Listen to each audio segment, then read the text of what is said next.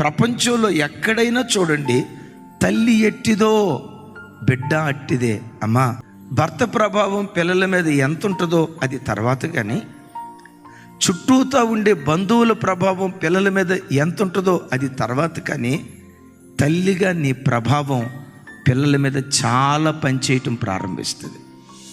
ఒక భక్తుడు ఇలా అంటాడు, గుండెల్లో రాసుకోండి మాట.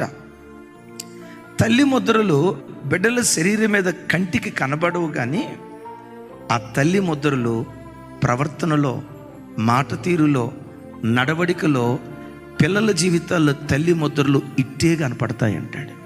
తల్లి ముద్రలు రబ్బర్ స్టాంపులాగా ఒంటి మీద కనపడవు, టాటూస్ లాగా ఒంటి మీద కనపడవు, స్టిక్కర్ లాగా ఒంటి మీద కనపడవు.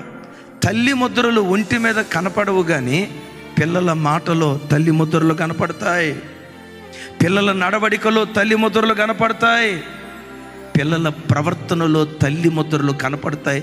లేఖనం కూడా దాన్ని ఆమోదిస్తూ. బైబిల్లో ఒక కన్నీటి ప్రార్థనా పరుడు ఉన్నాడు.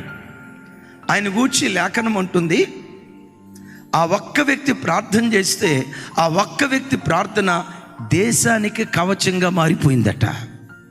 ఎవరైనా సమూయేల్. నేను ఒక మాట అంట, సమూయేలా ఇంత గొప్ప ప్రార్థనాత్మ నీకు ఎక్కడి నుంచి వచ్చిందయ్యా? నవ్వుతూ అంటాడు, ఎక్కడి నుంచి వచ్చేది ఏముంది సార్, షిలోహు మందిరంలో చాలామంది తల్లులు వస్తా పోతూ ఉంటారు కదా.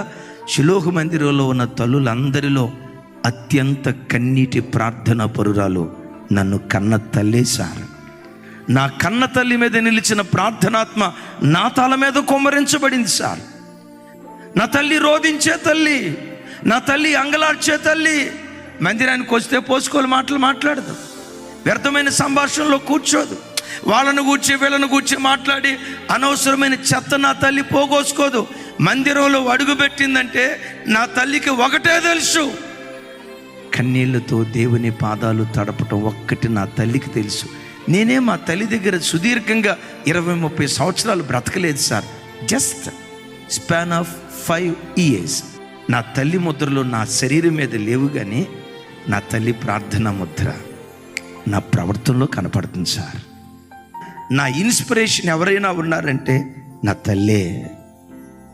అమ్మా, నీ పిల్లలకు నువ్వు కోట్ల రూపాయల ఆస్తి సంపాదించి పెట్టకపోయినా పర్వాలా, ఈ ఒక్క సాక్ష్యాన్ని పొందుకో, నిన్ను మించిన ధన్యురాలు ఇంకొకళ్ళు ఎవరూ లేరు.